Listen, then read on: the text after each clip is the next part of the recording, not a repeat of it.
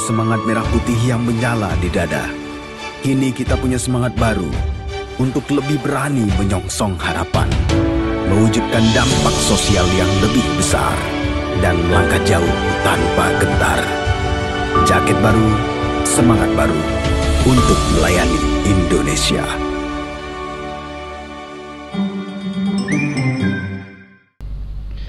Siapa yang tidak kenal Gojek? Perusahaan ini telah menjadi startup raksasa yang berpengaruh besar terhadap perkembangan teknologi transportasi dan ekspedisi di Indonesia. Sejarah Gojek perlu dipahami bagi kamu yang tertarik terjun di bidang startup. Pasalnya, perusahaan yang didirikan oleh Nadiem Makarim ini telah sukses hingga berhasil membuka banyak lapangan pekerjaan bagi masyarakat Indonesia. Harus diakui bahwa ada banyak pelajaran yang bisa dipetik dari perusahaan unicorn pertama di Indonesia ini. Lantas bagaimana perkembangan Gojek dari masa ke masa? Mengutip buku e-commerce, strategi dan inovasi bisnis berbasis digital oleh Sunday Adesitorus dan kawan-kawan tahun 2022, perusahaan Gojek dirintis oleh Nadiem Makarim berdasarkan pengalamannya yang setiap hari memakai jasa ojek saat pergi kerja. Menurut pengamatan Nadiem, sebagian besar tukang ojek menghabiskan waktunya mangkal untuk menunggu penumpang. Selain itu, Nadiem menilai bahwa ojek adalah transportasi umum yang masih langka jika dibanding dengan transportasi umum lainnya. Dengan segala keresahannya tersebut, Nadiem melihat peluang untuk membangun dan mengembangkan layanan untuk ojek sekaligus penumpangnya. Dengan segala pertimbangannya, Nadiem mendirikan Gojek pada tanggal 13 Oktober tahun 2010.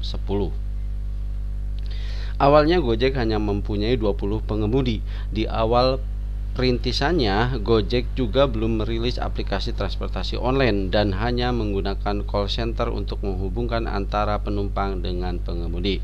Pada tahun 2014, Nadiem Makarim mulai memperoleh tawaran investasi.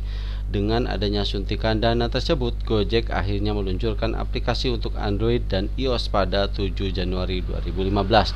Semenjak menggunakan aplikasi, sistem pemesanan call center tidak lagi digunakan. Gojek telah mendapatkan dana investasi dari berbagai sumber, mulai dari perusahaan NSI Venture hingga Sequoia Capital di tahun 2015. Pada tahun 2016, Gojek mendapatkan pendanaan sebesar 550 juta US dollar. Seiring melesatnya progres Gojek, hal ini membuat berbagai perusahaan raksasa tertarik untuk melakukan investasi pada tahun 2018. Beberapa perusahaan tersebut diantaranya yaitu Google, Astra, International, PayPal, hingga Facebook. Gojek semakin melebarkan sayapnya ke 4 negara di Asia Tenggara, di antaranya yaitu Vietnam, Thailand, Singapura, dan Filipina. Di Vietnam, Gojek memperkenalkan nama GoPit, sedangkan di Thailand diberi nama sebagai Get. Di luar negeri, Gojek tidak menggunakan nama brandnya seperti Grab atau Uber. Nama Gojek di Vietnam adalah GoPit, sedangkan di Thailand dinamakan dengan Get.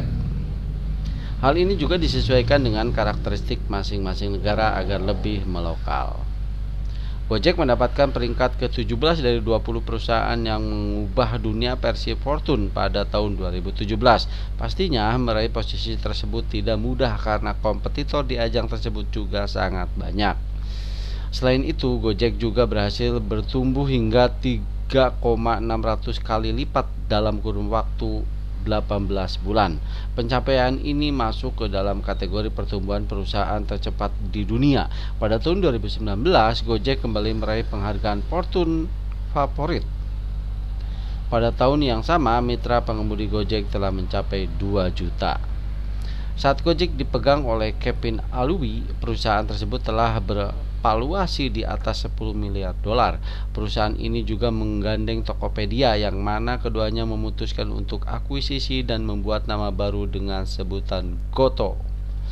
Perusahaan induk ini menyediakan berbagai macam layanan digital yang bermanfaat untuk kehidupan sehari-hari seperti layanan keuangan, e-commerce, dan transportasi online.